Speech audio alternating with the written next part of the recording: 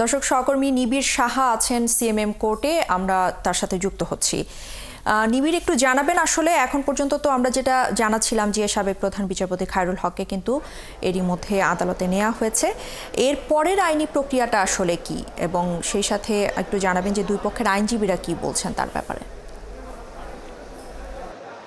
ইশরাত, আসামি পক্ষের কোনো আইনজীবী কিন্তু আদালতে কোনো কথা বলেন, অর্থাৎ সাবেক প্রধান বিচারপতি এবিএম খায়রুল হকের পক্ষের কোনো আইনজীবী কিন্তু আদালতে কথা বলেনি, এবং আমরা সেখানে ছিলাম এবং রাত 8:40 নাগাদ তাকে তার আদালত তাকে কারাগারে পাঠানোর আদেশ দিয়েছে পুলিশের আবেদনের প্রেক্ষিতে। এবং এর আগে আমরা দেখেছি সন্ধ্যার পরে পুলিশের মাধ্যমে আমরা যে তথ্যটি পেয়েছিলাম যে যাত্রাবাড়ি থানার একটি হত্যা মামলায়, গণঅভ্যুত্থানের জুলাই আগস্ট গণঅভ্যুত্থানের একটি হত্যা মামলায় তাকে আসামি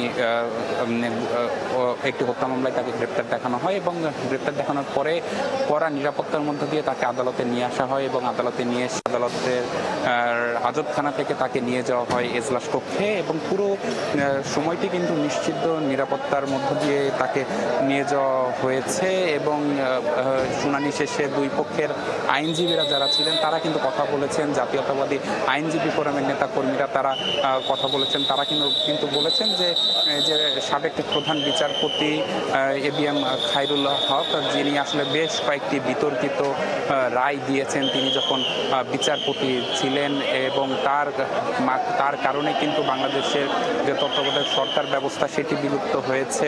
এবং তিনি আইনজীবীরা কিন্তু বারবারই বলেছেন যে আসলে বাংলাদেশে যে গত 15 বছরে গুম খুন হয়েছে তার অন্যতম হোতা ছিলেন এই এবিএম খায়রুল হক, এবং এই সব কথা কিন্তু তিনি বলেছেন। এবং আপনাকে জানিয়ে রাখি, যেহেতু এখন আদালতের আদেশ হয়ে গেছে এবং এই মুহূর্তে তাকে হাজতখানায় নিয়ে যাওয়া হয়েছে, হয়তোবা খানিকটা পরে তাকে বের করে নিয়ে যাওয়া হবে আদালত থেকে, এবং বের করে নিয়ে তাকে সংশ্লিষ্ট যে কারাগার সেই কারাগারে নিয়ে যাওয়া হবে। এবং জানিয়ে রাখি যে আজকের যে নিশ্চিত নিরাপত্তা ব্যবস্থা নেওয়া হয়েছে, নিশ্চিত নিরাপত্তা ব্যবস্থার মধ্যে কিন্তু আমরা যেমনটি দেখেছি যে আসলে সাংবাদিকরাও কিন্তু পুলিশের মাধ্যমে হেনস্থার শিকার হয়েছে। এবং এই যে গাড়িগুলো বের হচ্ছে দেখছেন, এই যে প্রিজন ভ্যানটি দেখছেন, এই প্রিজন ভ্যানে কিন্তু আছেন সাবেক প্রধান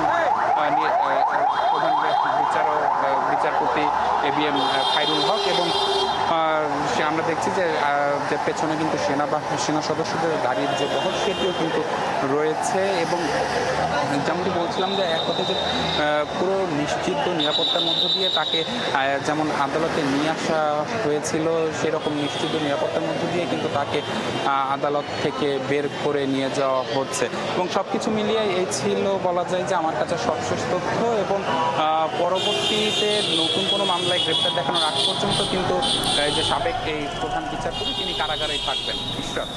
ধন্যবাদ আপনাকে, নিবিড় সাহা।